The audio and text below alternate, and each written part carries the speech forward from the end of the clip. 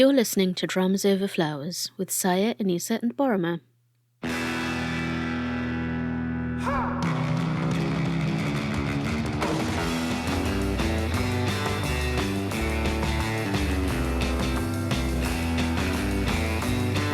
Hi everyone, it's Saya and I'm on my own today.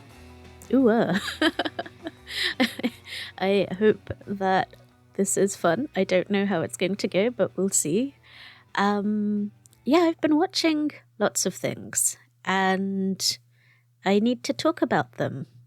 Or at least I thought I should talk about them since I am also putting off editing the episode that should be coming out next but may not be. So just in case, this is my, slipping the envelope under the door just in case. I hope you are all well, and it's been a year, hasn't it? It's crazy how quickly time goes. So here we are on the butt end of 2023, looking back on what a varied and strange and interesting year 2023 has been, but that is for the year and yak, and I'm not going to spoil it, and I'm not allowed to, and I'll be in trouble if I do, so I won't. So, I got a bunch of dramas I want to talk about. Let's start. 2023년 최고 경영인상 수상이 있겠습니다. 대학교 때 디저트 회사를 차렸는데 7년 만에 업계 1위로 만들었어. 안녕하세요. 도도입니다. 나는 일이랑 결혼했어요. 남자한텐 관심이 1도 없어요. 대표님하고 정구원 씨 수상하지 않냐? 내가 보기에 둘이 사귀는 게 분명해. 손 좀 주지. 하지 뭐. 가뜩이나 사람들이 우리 사회 의심하는데. 나도 사회생활이라는 게 있는데. 곤란하다고. 너도 곤란하잖아. 글쎄. 난 상관없어. Firstly, and I blame the BTS group chat for this, we have My Demon, which I know everybody is watching, and I'm super, super late, and at the time of recording, it's 8 episodes in, and I am 4 episodes in, and yeah, so the BTS group chat, which is me, Paroma, and the friend, they're just like, both the two of them are always talking about dramas that I'm not watching, because they're both, of course, you know that Paroma is a big C-drama person, and despite her having the highest success rate out of all the people I know of pulling me into watching things, I still only have a limited function that is available for being dragged into dramas, and so they're having their C-drama fete, and I am having a ton of FOMO. And the other day they started talking about My Demon. So, the FOMO took over. But you know how they really got me? And so our friend was like, you know who Sung Kang reminds me of? Jin. They can always get me with Jin, BTS Jin, in case you didn't know. So our friend was saying that, this is his best hair ever, and he's got that whole sort of classic handsome guy Jin look going. And so I was like, okay, fine, let me go and take a look because I'm curious enough. And no, not Jin. Worldwide Handsome remains Worldwide Handsome. And there's a thing about Song Kang, which, okay, I had to quickly look up what else he's been in just to check what I've watched him in. I have only watched him in Neverlara, although I've kind of seen him around, like a neighborhood Tongsang. He's been around, he's just not been in the dramas I've watched. So I just have this impression of him that he's one of those actors who can do what he can do.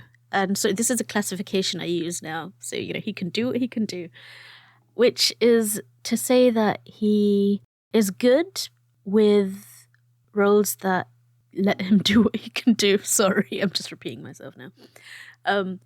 But I don't know that I can see him in more complex roles. And I guess, in fairness, I haven't seen him in more complex roles. And sometimes I'll read a premise and I'll be like, I don't know. Like in Forecasting Love and Weather, I didn't love the pairing of him with Pang Min-young. And just, like that. And I did catch the sort of aftermath of that where people didn't seem to love it, although they also didn't seem to hate it. But, I'm very much if the response to a drama is lukewarm, it's not going to make me interested to go and then catch it. Although I'm also that person where if it has too much hype, I still won't go and catch it. Am I right, Anissa? And I didn't watch Sweet Home because I don't watch scary dramas because I'm a scaredy cat. And I didn't watch Nevertheless because that also came with those kinds of, the initial response was, well, this could be really interesting. It's like this really emotionally complicated drama where people aren't quite, they aren't great, but that's the interestingness of the drama came from the characters being kind of horrible or messed up. And the ways in which messed up people mess with each other, which is a genre, if you like it. Sometimes I do and sometimes I don't. Like when I tried to watch Duna recently, and I didn't love it because it was that kind of drama, but I had gone into it thinking it was like this epic romance because I read a review on I saw a review on Instagram, the place I spend no time. But the one time I did, I saw this review and I was like, okay. And I instantly went and watched it and I was like, this isn't the epic, grand, sweeping romance that I thought it was going to be, that it was sold to me as. It was instead this kind of quite heavy, dark, toxic kind of relationship, which I wasn't in the right place for when I watched it. That's not to say it doesn't have its merits, and that it can't have its merits, or that there won't be a right time for me to watch it, or that if I had gone into it knowing it was that kind of drama, I might have responded differently. But it wasn't. I wasn't. I dropped it. Kind of considering going back to it now that I've reset my mental expectations of it, and it's recalibrated my sense of what that drama is. And now I'm thinking, oh, that could be interesting, actually. But I digress. Back to Songgang and my demon. So, yeah, came into this with... sometimes you see actor pairings and you're just like, I don't know how that's going to work. I haven't been excited about a Kim Yo-jung project for a while either because she had a string of dramas that, again, I didn't love. I think I first got put off from Clean with Passion for Now because she was still quite young then, she had just turned 18 or something, or 19 or whatever. And then she was already being paired with men in their 30s and I just didn't like it. And, then she was paired with Ji Chang-wook and that whole drama, Backstreet Rookie had its own, we've talked about it. It had all of that. And I think the last drama that I did love her in was Moonlight Drawn by Clouds, the one with Park Bo-gum. That was a while ago. The thing is, Kim Yo-jung always delivers. She's an amazing actress. She's very natural. She's able to just completely own her roles and inhabit them completely. I just didn't necessarily like what those roles were. I remember there was a specific couple of scenes in Clean with Passion that I was just like, oh, I don't want to watch this. I don't want to see this teenage woman, woman, I don't know, teenage person, set up as bait for sexual predators. That was not something that I wanted to see, and I felt like it was a deliberate framing of this, nubile young actress. It was, I don't have words. You know what I mean, right? I just didn't like it and I didn't want to watch it. But she's quite a few years older now and her co-stars seem to, in Songgang, her co-stars gotten younger. And so they're much closer in age and that's a much better dynamic to me. I wasn't sure that Songgang had the ability to hold his own against Kim Yo-jung because, girl's a genius in many ways when it comes to her ability to bring a role to life. So, My Demon, I'm sure you know the premise at this point because everybody in the universe is watching except me. Do-do-hee is the name of Kim Yo-jung's character, and she's kind of like a chosen heir to a chaebol group, although she herself is not blood related to this group. She's been adopted into the family by the matriarch and Hwejangnim of the clan, who is played by Kim Hae-suk, the mother of Dramaland. So this is a great relationship. The way that, these two veteran actors play off each other is such a pleasure to see. It's they're both zinging and they're they're totally in tune with each other, with their characters, and there's this, the chemistry between the two is wonderful. And the trust that actors have in each other to embody their role completely. You can see that trust come alive in the interactions between these two. It's really, really good.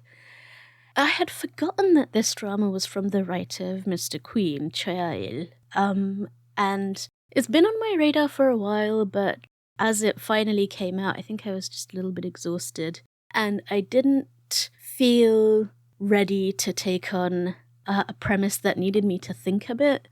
As it turns out, it's not that hard, if anyone else is feeling that same way. So, Songgang plays this demon who has to engage humans in contracts where they basically sell him their soul, and he grants their wishes. And you learn pretty quickly, so I hope this isn't too much of a spoiler, because you find it out within like the first episode or two, that he's not necessarily boundlessly immortal. There are conditions to his longevity, and the thing is, we don't know what that is, and he doesn't know what that is, and the drama unfolds this as you keep watching. But what he does have is he has special demon powers, which are like symbolized or circuited through a tattoo that he has, and somehow this tattoo transfers from him to Kim Yoo-jung in a situation, and he loses his direct access to his powers and can only use them when he's with her and like physically touching her. So that, that's the premise. That's the whole why they need to be close to each other. I forgot that this was also a contract marriage, although we haven't arrived there yet.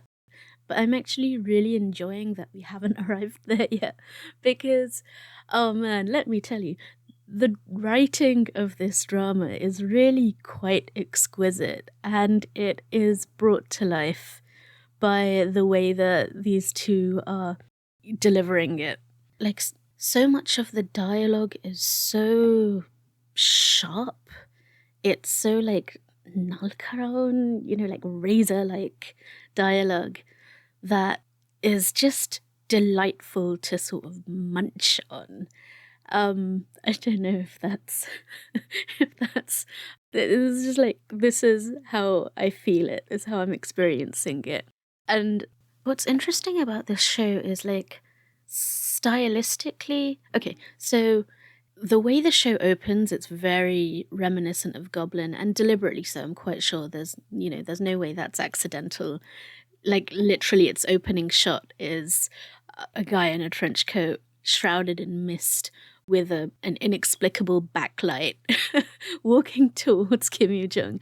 And, it's that iconic image that you have from Goblin, when Reaper and Goblin walk out of the night.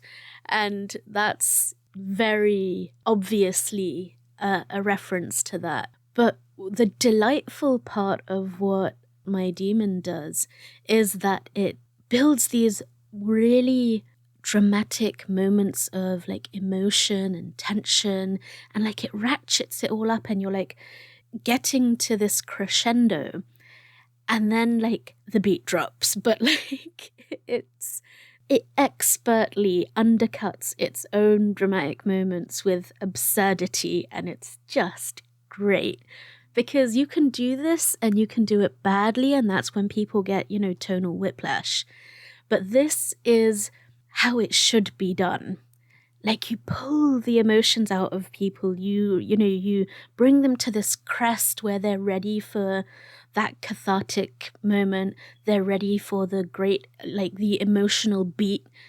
But instead of it sort of pulling you up and then, like, letting you go, it just takes a knife and it slashes it, and you're like, huh? But it's not whiplash. You're like delighted by the way that you're dropped, because that absurdity fits so well, because it's a self-awareness. Like, the drama knows what it's doing to you, and then it's choosing to invert that and give you the kind of completely opposite dish to the one that you ordered, but you still want it. I don't know. I'm mixing all of my metaphors, but like, you know what I'm saying, right? There's also like an underlying mystery which, you know, has this figure who's doing stuff that's not very clear at all. There's a bad guy who's going around killing people, of course, you know, what would a drama be without some murder, especially a chaebol drama. But the way that mystery is laid out is very succulent. I don't know. I'm using all the words today. It's well paced, I think is what I'm trying to say. Like the way that the mystery is presented to you is enticing without being obnoxious. Because you know how sometimes like a drama will tease a mystery and you're just annoyed with it because it's playing with you but not treating you like it doesn't respect you. And I feel that the way the mystery is constructed in this drama, it respects the viewer's intelligence. This is a drama that is confident in your ability to put things together. And even if you don't want to do that, you can still enjoy it. Like, that's how it's constructed, and I'm here for it. There's so much great dialogue. Did I already say that? I think I already said that. Yeah, I've been like taking down some of this dialogue just because it's so well written, man. Sometimes, you know, again, I think this might become one of those dramas where I'm like, oh, I wish I had written some of these lines. You know, initially I thought Song Kang lacked the charisma to pull off a role like this. Like, I could see a role like this being in the hands of a more experienced, more accomplished actor and being elevated by it. But I also think he's doing a great job. I think the show is giving him so much scaffolding, the directing, the editing, all of that is really, like, if he has shortcomings in those respects, the show isn't letting him down on that. Like, they're not expecting him to carry the entire show. And that's good.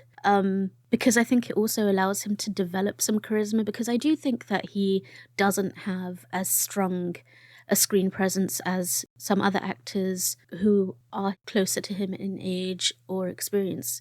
But, you know, charisma is something you can learn. And I think one of the things that, if you watch closely, I feel you can feel the absence of it is this lack of gravitas. And I don't know if that's just because he doesn't have one of those sort of gravelly voices and that particular, that delivery that sort of brings the gravitas. But even without that, he's doing a really good job in this role. And I feel like it's allowing him to learn some of it, which, you know, a different type of role might not allow him to. That kind of weight, the weight of years. You know, the kind of, if you think of how Gong Yu and Lee Dong-wook bring this like incredible sadness to their characters that sort of exists inside them even when they're being very funny. Like, there's, I guess the best way to put it is the sort of the weight of years, the burden of a long life, and, you know, someone who's experienced deep grief and loss and all of that. Some, you know, there are actors who are able to bring that level of complexity into their roles, and there's some who are not, or have not yet learned how to. And basically, Song Kang is doing a good job. I'm really enjoying him in this role, and I hope, like, there's moments where he has it, where he's not able to tap it at will, I feel, at this point, but he is also learning how to do it, and that's very satisfying to watch. Also, Kim Tae-hoon is back. I haven't seen him in a drama for a long time. Of course, I expect him to be either evil or a marshmallow. I won't spoil it, even though I'm probably the only person who doesn't know yet. I'm really into this drama. I am very excited about, like, every line and every scene and every... I kind of don't even care. Oh, no, that's not true. I do care. I do care how it turns out. But I'm also very satisfied with sort of nomming through this scene by scene, because it's just very filling and nom nom nom nom nom. Are we allowed to use sound effects? Okay, so that was my demon. 넌 앞으로 12번 죽게 된다. 그리고 어떤 몸으로 깨어나도 무조건 죽게 된다.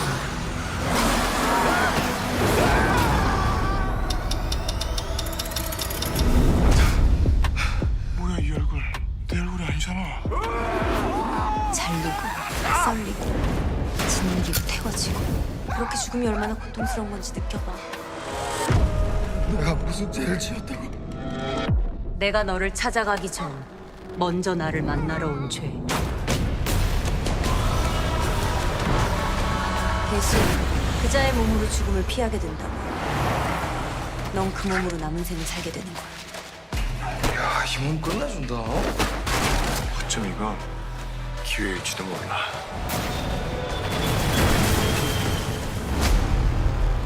이대로 죽을 순 없다. 꿈의 룰이고 지랄이걸! 내가 이길 수 있다는 걸 보여줄게. The next drama I want to talk about is Death's Game, which is a drama starring So In-guk and Park So-dam, and it's adapted from a webtoon, which I found out after I watched the first 4 episodes. So I realized that this is not on a weekly airing schedule. It is like it dropped 4 episodes last week, and that was part 1, and it's going to drop its part 2, which I think is the next 4 episodes, in January, which is annoying, and then I wouldn't have watched all 4 back-to-back because I thought, oh, the next episodes are going to be next week. I would have waited. And now I have to deal with the fact that, oh my god, these cliffhangers are killing me. Why did all the good dramas come at the end of the year? So, Death's Game. One, can I say how nice it is to see Park So-dam back in Dramaland and healthy, and I'm just really happy she's better. If you don't know, she had thyroid cancer and then she had surgery for it, and she'd been recovering, and now she's back on our screens. And my sister said that her voice has changed. I don't remember what her voice was like before, and I didn't go and check. But she always had quite a husky voice, right? But in any case, this is, I feel like, a new kind of role for her. She's playing death. She's playing death.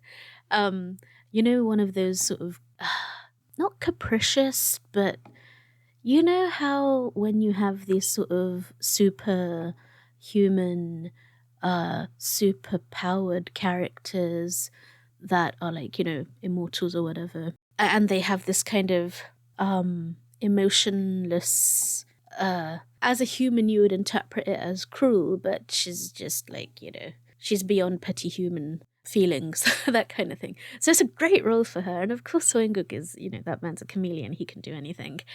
I am really enjoying the way... Okay, so here's the thing with this drama, is it's very dark. It's really dark, it's really violent, and it's pretty graphic in its violence, so might not be for you. I didn't realize that when I started watching it because it's also not for me, but now it's like I'm into it. I know the plot is so compelling. What you have is So In-guk plays a man who has just, everything has gone wrong for him in life and he just can't do it anymore, and he decides to end his life. And that doesn't go to plan either. There's this sort of there's a tragicomedy thing where, I mean, it's not really funny. It's actually, it's kind of the gallows humor, kind of like just everything is going wrong to the point where he just can't anymore. And the way that desperation makes you flippant, that's So In-guk. So he lands in this sort of nether space where he's sort of neither living nor is he in the afterlife, but he's just in this in-between place where he meets Death, who is offended or angered by the flippant way in which he treats, life and death. This is the point where I kind of have a problem. There's definitely been a couple of dramas that have done this where I feel like this conversation about what people should or shouldn't do has to begin with what kind of world have we created for those people? What kind of support have we failed to give them? What kind of burden have we put on them? Like, you don't get to just say to people, how dare you do this? You have to create a society and a community that helps people get up and to give people what they need to not be desperate. So to then have a show that is premised on punishing someone for daring to give up. So there is that troubling element of punishing a desperate person who's already kind of had the worst possible life that he could have, and, kicking someone when they're down. Like, it's doing this whole, I felt like initially it was just punching down, and that's just not helpful, So there's that, and then there's the show going, yeah, actually. And through the characters, it asks those questions and it acknowledges the sort of the intrinsic problem of that premise. And the way that it turns it is actually really interesting, because I think it's really important, like in a drama, when you characterize somebody, that you're able to sort of turn them, around. Like, if you imagine you've got like a cube in your hands and you're turning it this way and you're turning it that way, that you should be able to turn one face and see, this is also some, a side that we didn't know about before. And then the drama continues to reveal a different face each time you turn it. And I think it's doing a really interesting job of that with Seung-guk's character, because like what you see isn't everything. Dramas say that to us all the time. But what you see, like the initial way that his narrative is presented, which is sort of his first person view, isn't a complete narrative. And so it's not exactly that he's an unreliable narrator, it's just that he's an incomplete narrator. And so what Park Seo-dam's character does, like as Death, and through the experiences that she puts him through, is that she provides a kind of a third person, fourth person, fifth person narrative of sort of all of the facets of who EJ is as a character is revealed to us through his interactions with other people who were in his life, or the people whose life he's taken on. Oh, I haven't even said the premise yet. So what happens is he's in this netherworld, and Park Seo-dam as Death sentences him to experience 12 more deaths as like his punishment. And he will be put into the life of a person who is about to die. Like, each life that he gets is on like a moment of impending death, but he doesn't know anything else apart from that. And it's up to him to try to prevent those deaths. And if he's able to prevent the death of the person that he's inhabiting at that time, he gets to keep the life. And he just gets to live. So each time he is in a body, he gets... Well, I don't want to spoil it, actually. Okay, so let's say he has to figure things out. I also want to say a word about the structure of the drama, like the narrative structure of the drama. It's really, really well done. So they have these cold opens, and initially I thought it was one thing, and then like episode by episode, they would add a little more to that cold open scene, and by the fourth episode, by the end of the 4th episode, which is the end of part 1, you got this sort of the last part of the puzzle was finally placed and you understood, oh my God. And then, like, you know, you get that moment of every hair on your body standing up and it's just like, oh. So that's really, really well done. So the way that the story is sort of drip fed to you, that the plot is drip fed to you, but each piece is really important. And no matter what you know, until you have the final piece, you don't understand what the picture is. You need to get to the end to be able to look back and say, oh. And so there's this sort of undertone of heavy, dark emotion that runs through it. Because what you have is also like a semi-revolving door of special appearances from actors. For example, like you had Shiwon, you had Lee Do-hyun, you had a couple of other people I can't remember right now. But if you think of that drama with what's his name, Lee Min-gi and So Hyun-jin, what's the drama called? Beauty Inside. If you think of that drama, it's kind of like, I mean, I haven't watched Beauty Inside. I just generally know the premise and also that book, the David Levithan book, Every Day, where, you know, you wake up in a different body every day. It's kind of like, I feel like that's the grounding premise. You know, he is resurrected in a different about to die person with each life. And what you begin to realize as the story goes on is that the people that he is resurrected within could be connected. Or, you know, these are the suppositions that you make as you watch. Like, we're theorizing, oh, so, you know, this person's connected to him in this way. And there's like, it's a picture that becomes clearer with every episode, with every scene. Things add up. But there's also that continuous thread beneath it all, that it is him, that it is Ije who is living out these lives. And there's some recurring themes there that maybe spoilers if I say them, so I probably should withhold on that for now. All of that said, I do have some complaints. Some of them structural, some of them about the character. Sometimes the drama does really nonsense things and you're just like, what? How? That doesn't make sense. For example, in One Life, he I don't want to spoil it. Is this spoiling? Okay, let's say this is a spoiler. Just skip ahead about 30 seconds or so.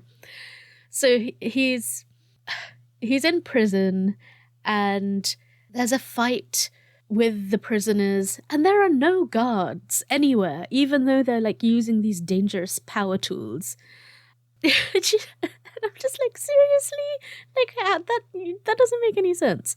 But then it also sort of, it fits in and it makes sense with the tone of the drama that, you know, he basically acts totally unhinged in the way that only someone who has nothing to lose can. So that's one of my complaints.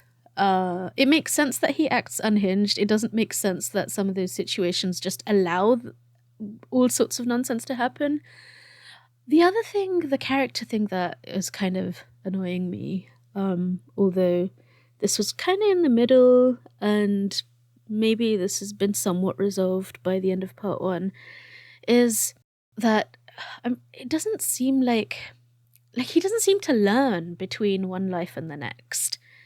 Like, why did he go to a party like he had time to party?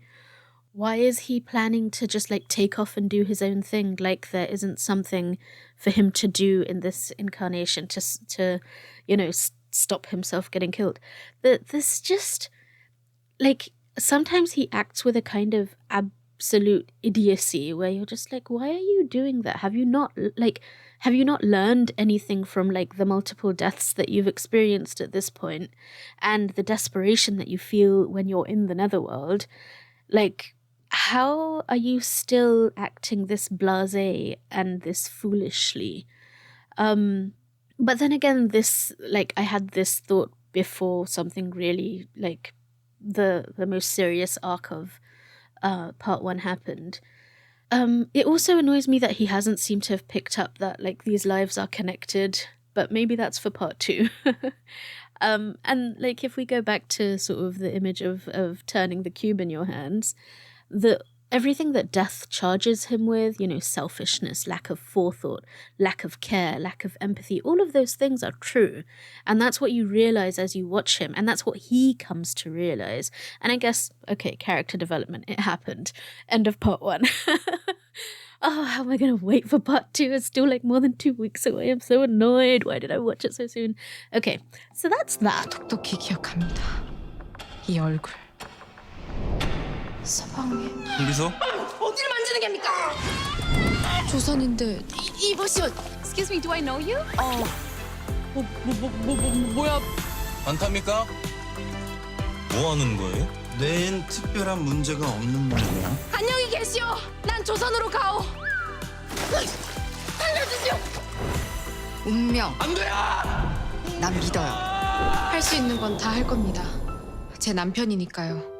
The next show I want to talk about is the story of Park's marriage contract. This one stars Lee Se-young and Bain Hyuk, where Lee Se-young is a time traveler. She time travels forward to the future. I mean, I guess it's not quite accurate to say she's a time traveler as such.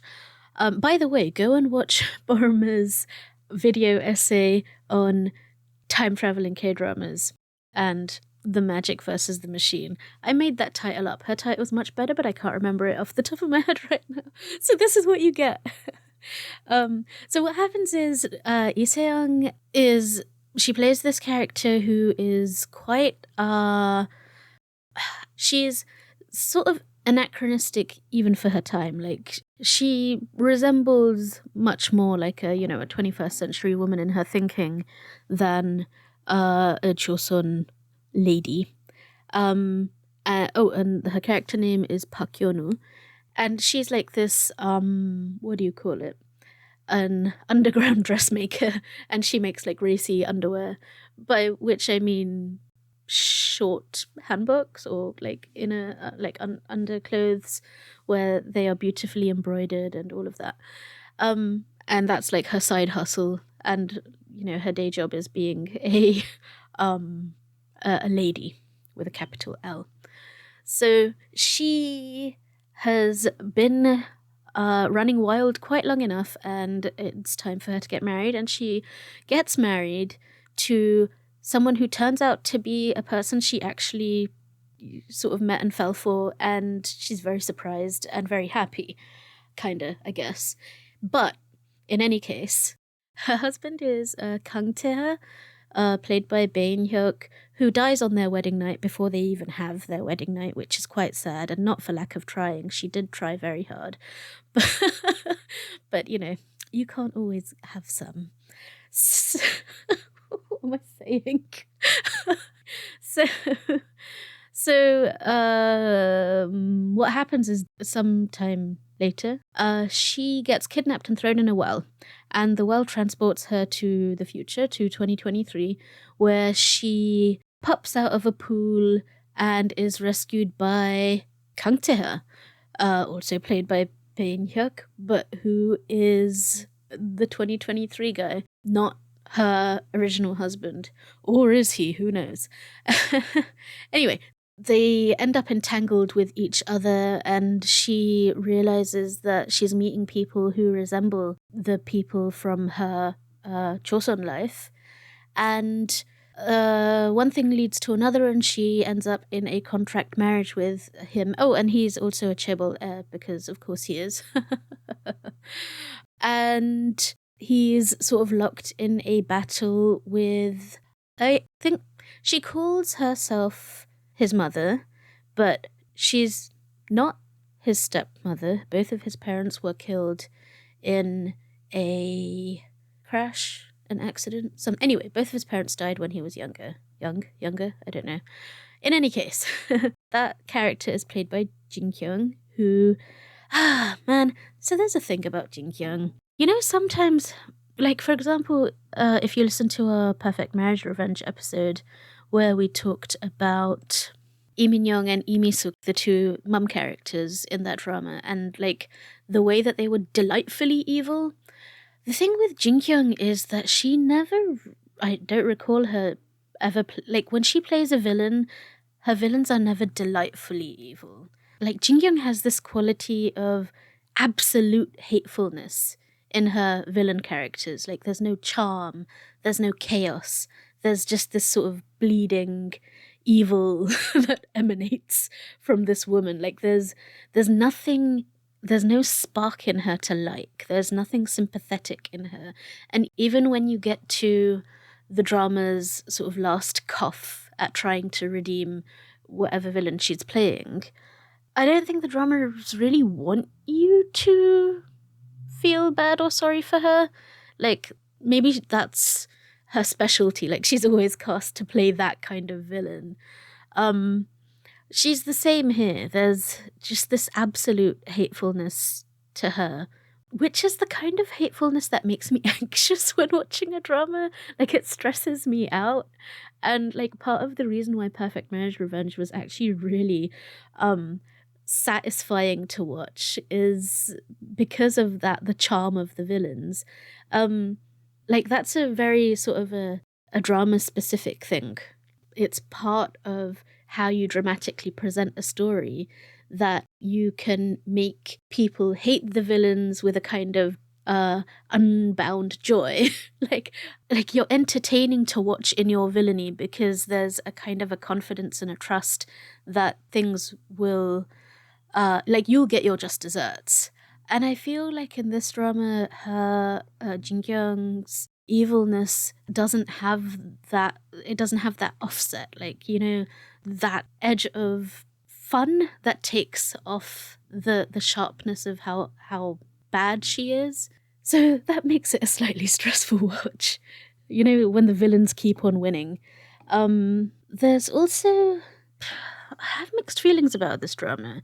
I really like the idea of the premise, but I also feel like the drama is asking me to do the work of telling the story without putting the work in itself. Like, for example, one of the things that really bothers me is how the artifacts of Lee Se-young's character being like a Joseon woman, they don't seem evident in a way that I find believable.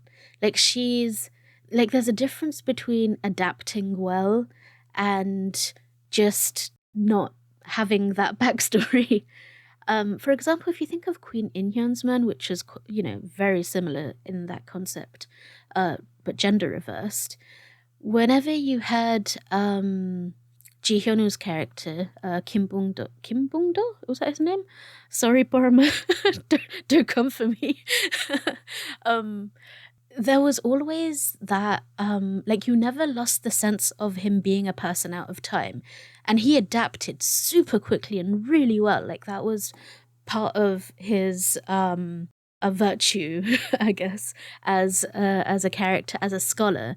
And, Lee Se-young's character is presented the same way. She's very, learned, she's intelligent, she's resourceful, and she's able to think, far ahead of her time.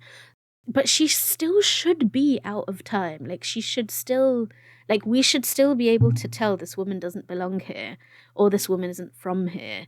But you very, very rarely get that.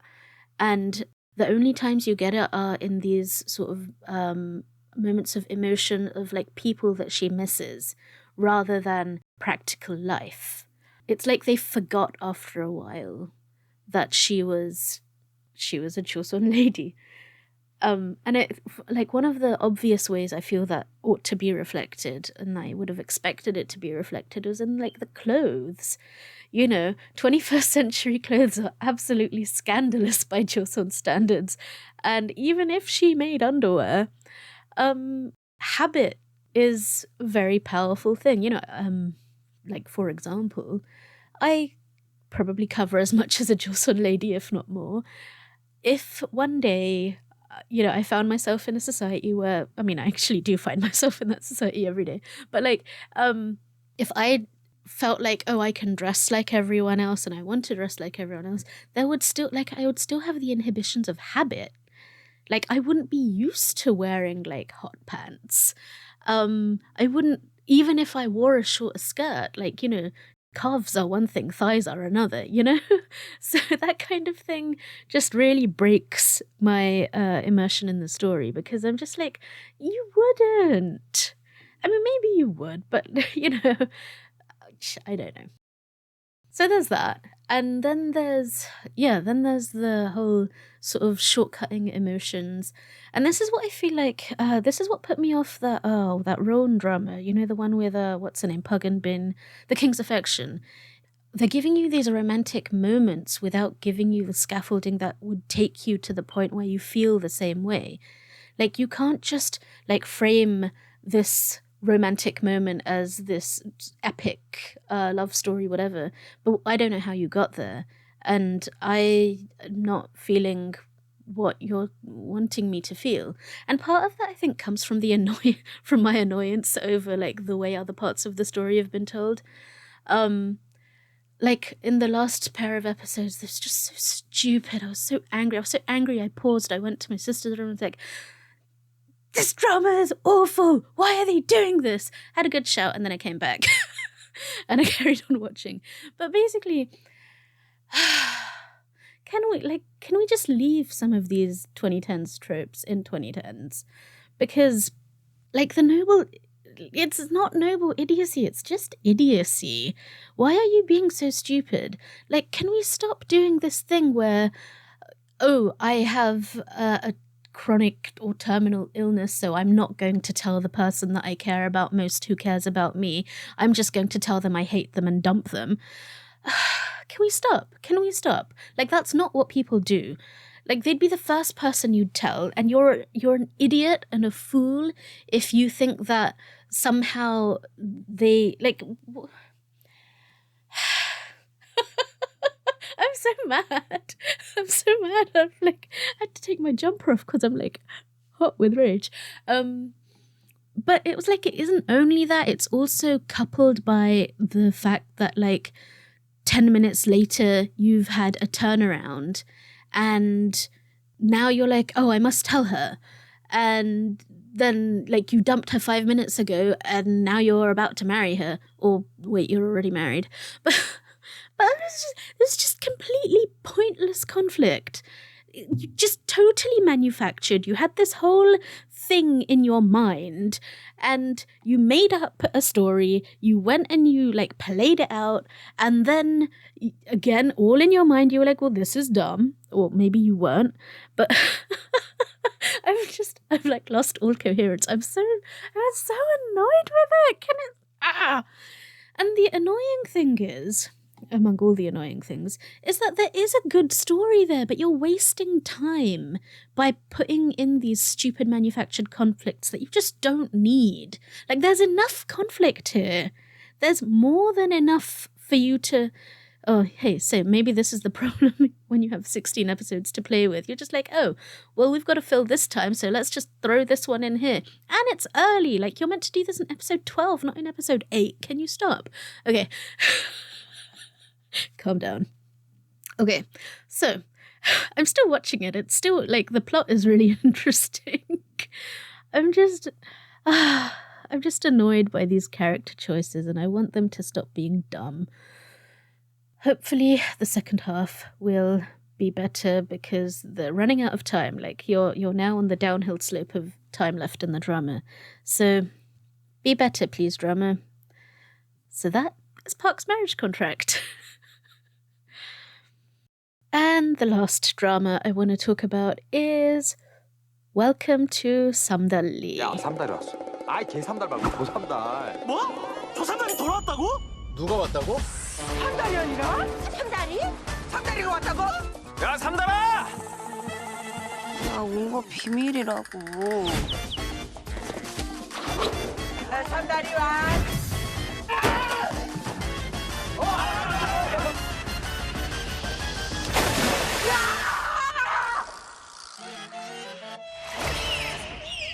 뭘 봐? 너 나 망이 온 거 같아서 웃었냐? I really like this one. So this drama is set on Jeju Island, and it stars Shin Hye-sun and Ji Chang-wook, and there's a kind of a haenyeo backdrop to the drama. If you don't know what a haenyeo is, I will link an article below if I can find it. They are like traditional they they are like the traditional women divers of Jeju who have really interesting stories, but there's also like the kind of, it's a dying industry. I guess the point is it's not an industry. This was like people's livelihoods, but it's a profession and a way of life that's kind of slowly petering out, because of industrialization and all of these things. But that's a completely different story. The two main characters, Shin Hye-sun plays a character called Jo Samdal, and Ji Chang-wook plays a character called Jo Young-pil. And these two are both the kids of haenyeos. Their mothers were best friends. I think. Did I make that up? I might have made that up, but let's just... No, their mothers were best friends. And the kids were born on the same day. They grew up together. They went off to Seoul together to, find their fortunes or whatever. And they had, they very naturally fell in love and had a wonderful relationship, and then they broke up. And like 8 years ago in the drama timeline, they had the most awful, heartbreaking breakup, and the story picks up 8 years on from this big breakup. And Samdal, Shin Hye-sun's character, is like this incredibly successful celebrity photographer, very sought after, very renowned. And meanwhile, Ji Chang-wook has returned to Jeju. There's this sort of a narrative that kind of runs through this drama about like everyone who goes to Seoul, they always fail and they always come home. So in that sense, like Samdal is the pride of Jeju because she really made it big, and she's not coming back. Except it all comes crashing down when she is hit with a bullying allegation, and that's all it takes. Like, there's the trainee that she had under her her hube, who she was training up, apparently attempted to kill herself due to the kapjil, the bullying, workplace bullying that she experienced from Samdal. This was her allegation. It's not true. That's not what happened. But so this is one of the interesting things the drama does that I really like, that gives dimension and depth to Samdal's character, is that your reaction as a viewer is to immediately be like, you know what, that's not true. Like, that's not what happened. This is a false allegation. And, you watch Samdal lose everything practically overnight, and she and her sisters, her two sisters, and her niece go back to Jeju with their heads bowed, kind of like they flee Seoul. But the thing that tortures Samdal isn't that she has lost everything to a vindictive allegation. What really tortures her is, could it have been, like, was it really, like, did I really do that to someone? Did I drive someone? Did the way that I treated her cause her to be in such distress that she tried to take her own life? And so in that sense, I feel like the drama does justice to the gravity of, because it could have just ended at like, oh, there was this allegation that was made up. And I think that has a danger of robbing what happens in real life. But the thing is, both things happen in real life, of course. People do that kapjil and they do get away with it. And, they can have the charm and the connections and the will to sort of discredit the other person who has truly suffered, at the hands of this more powerful person. And at the same time, you have people who do make up allegations to bring somebody down. And like the only people who know the truth are the people involved, oftentimes. But nevertheless, whenever the public is exposed to those allegations, like all of us are drawn into like making our own judgments about these things, even when we have no right or basis to make those judgments at all.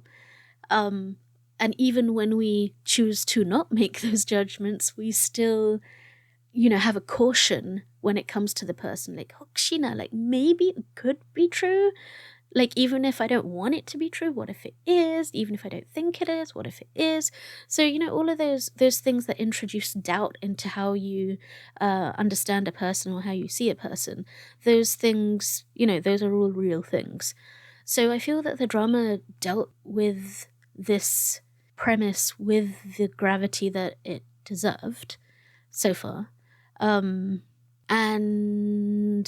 if we move on from that, then the rest of the story is about the awkward meeting of exes, which, that's a whole thing. But actually, I think it's probably like, it's probably, I mean, it's meant to be. This is the point of the drama, but it's done really, really well. Like, the way that it throws everything at you, but in a very... It doesn't throw it at you. It just kind of...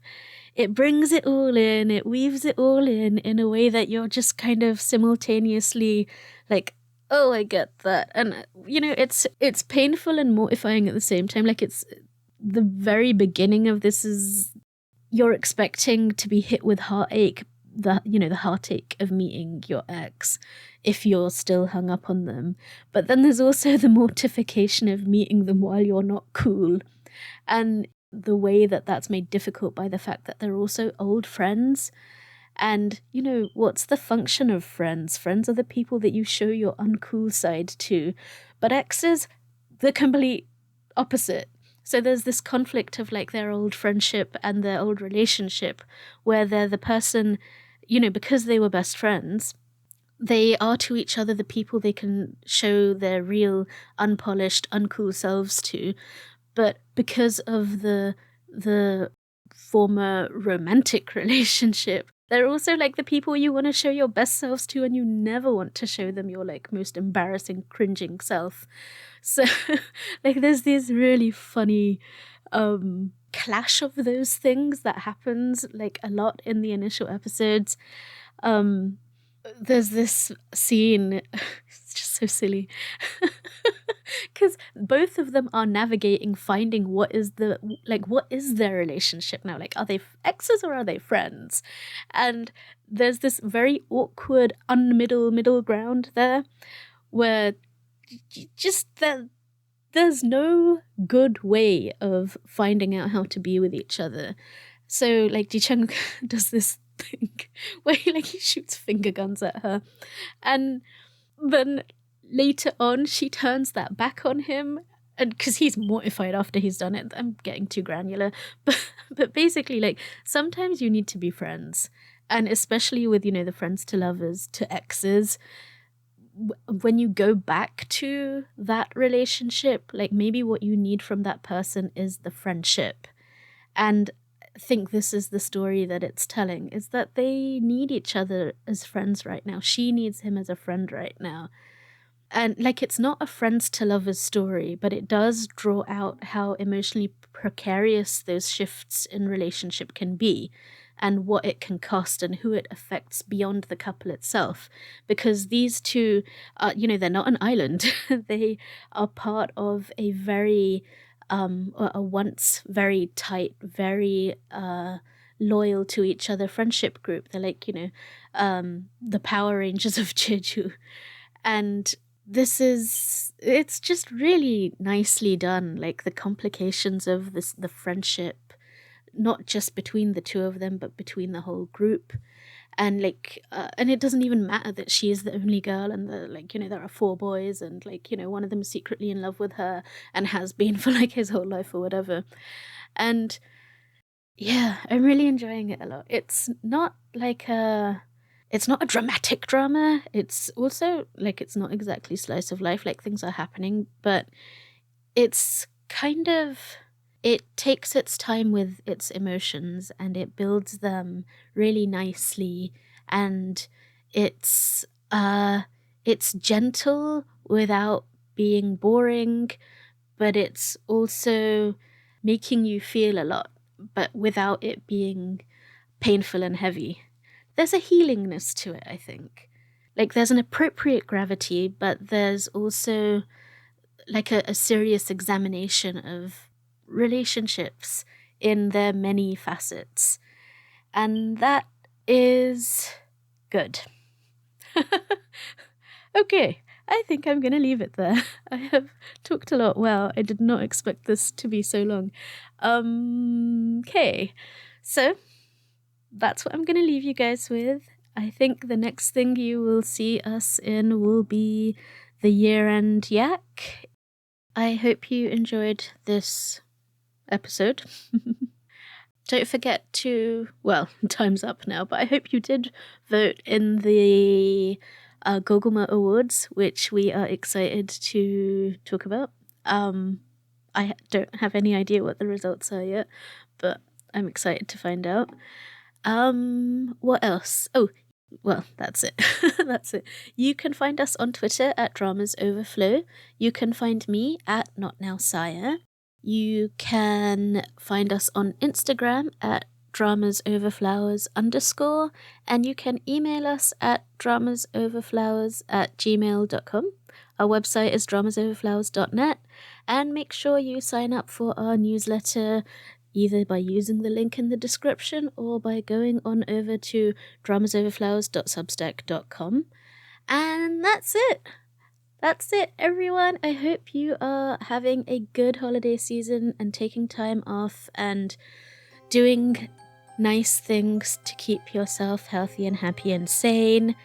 And we'll see you in 2024, inshallah, I guess. Bye!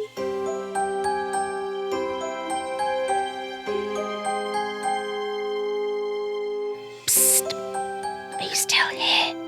Hello. So this episode was a bit of a 깜짝 선물, a surprise present for all of you, but especially for Paroma and Anissa, and especially for Paroma, who has ardently encouraged me to try a solo outing beyond Patreon. Also, I forgot her birthday. Oops. I was going to leave it where I left it, but as I was rather laboriously editing, I ended up reflecting a bit on things. This was the year of what I call living a new life, very creatively.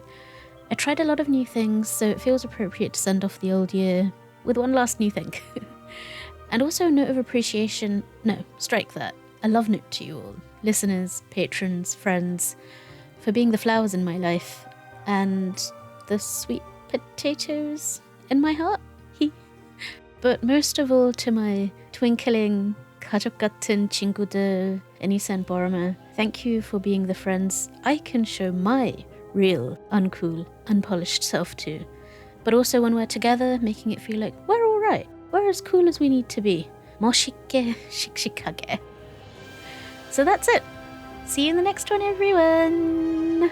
I'm going to look for cake. Bye then.